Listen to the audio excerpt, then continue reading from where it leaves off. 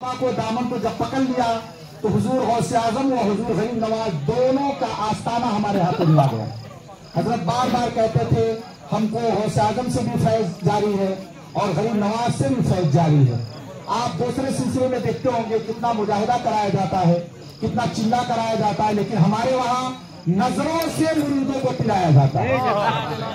हमारे हजरत के वहाँ बस यही है कि जितनी मोहब्बत आप उनके अपने सीनों में बसा लोगे उतने ही ऊंचा मकाम उनके जरिए आपको मिल जाएगा। कोई जैसे कि ये नहीं बड़ फलार फसी जैसे कि अल्फाज बोलने की बलागत वाली बात नहीं।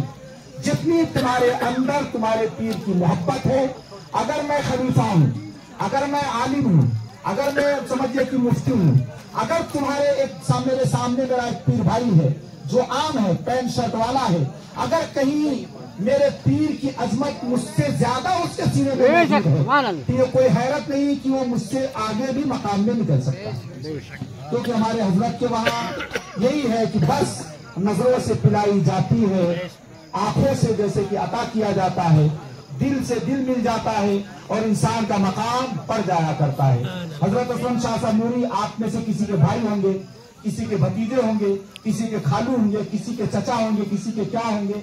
आप लोगों ने इनकी जिंदगी देखी है, मगर आज अल्लाह तबारक व तआला के जब बंदों के पीछे ये जब चल दिए, जब अल्लाह के जो महबूबीन बंदे हैं उनकी गुलामी में जब ये पीछे पीछे चल दिए तो मौला ताला ने इनके पीछे चलने में गुलामी को कबूल कर लिया और फिर अल्लाह तबारक व तआला ने इतने ऊंचा मकाम अता फरमा दिया। वरना कौन आजकल इंसान अपने भाई के लिए वक्त देने को तैयार नहीं।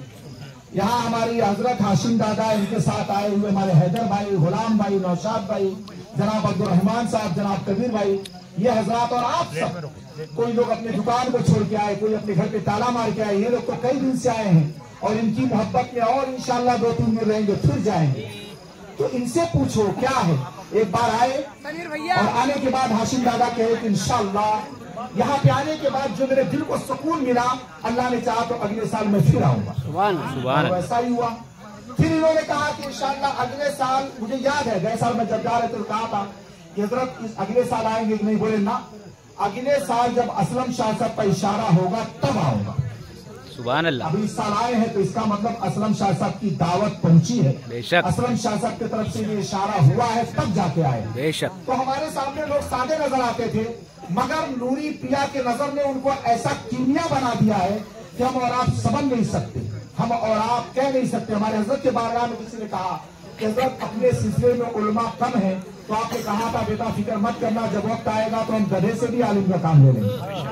ये अपनी अपनी शान होती है, हजरत के हमारे बारगाह की बड़ी शान है। आप लोग उसमें से जुड़े हैं, बस यही दुआ करूंगा और दरखास्त करूंगा कि जैसे भी हो लगे रहो, जैसे भी हो लगे रहो, सकली में रहो।